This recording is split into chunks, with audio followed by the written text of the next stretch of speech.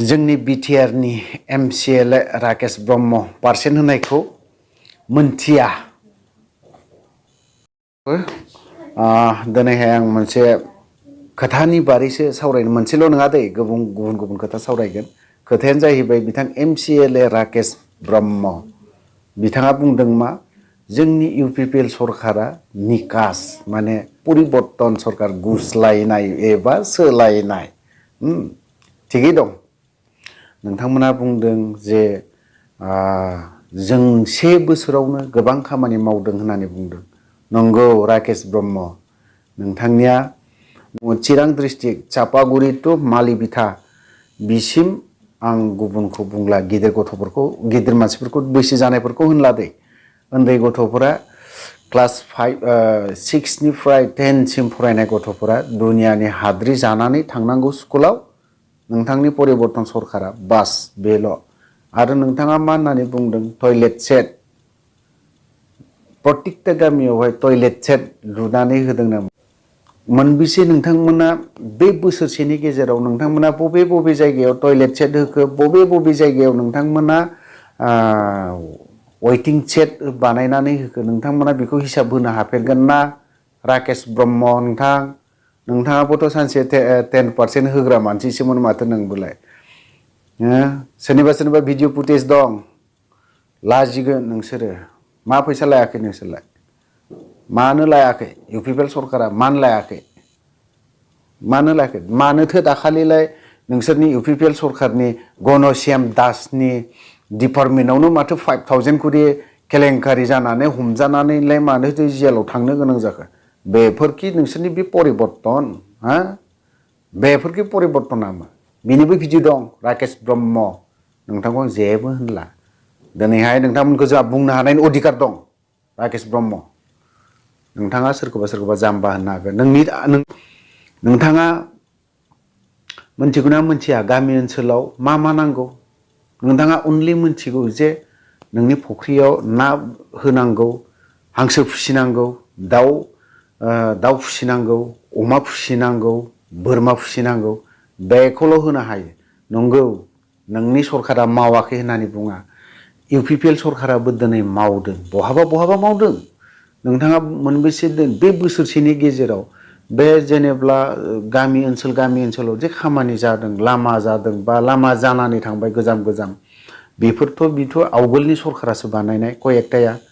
कंग्रेसआबो बानायदों, बिजेपिआबो बानायदों, इउपिपिएलआबो बानायदों, बिपिएफआबो बानायदों।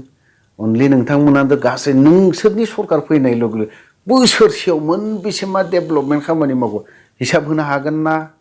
राकेश ब्रह्म, नोङो क'क्राझार डिस्ट्रिक्टआव दोंबेसे लामा बानायखो नों हिसाब होनो हागोन ना?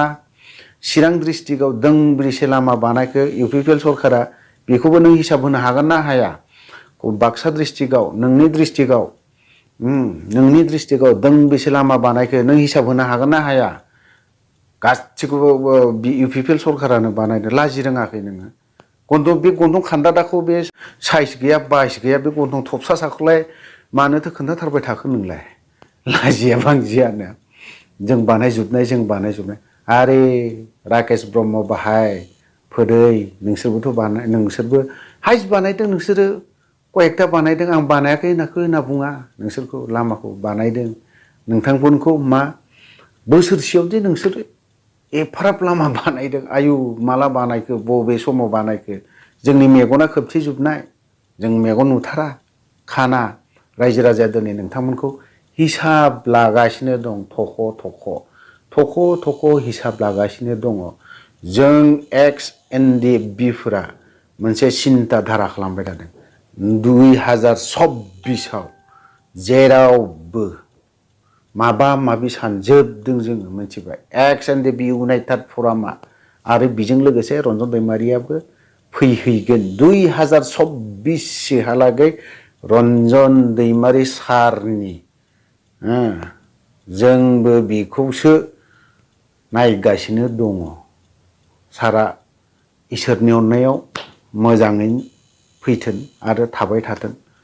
फैगौ 21 तारिखआव फेब्रुवारि होमबाखालि 2022 बिथाङा जाहैगोन।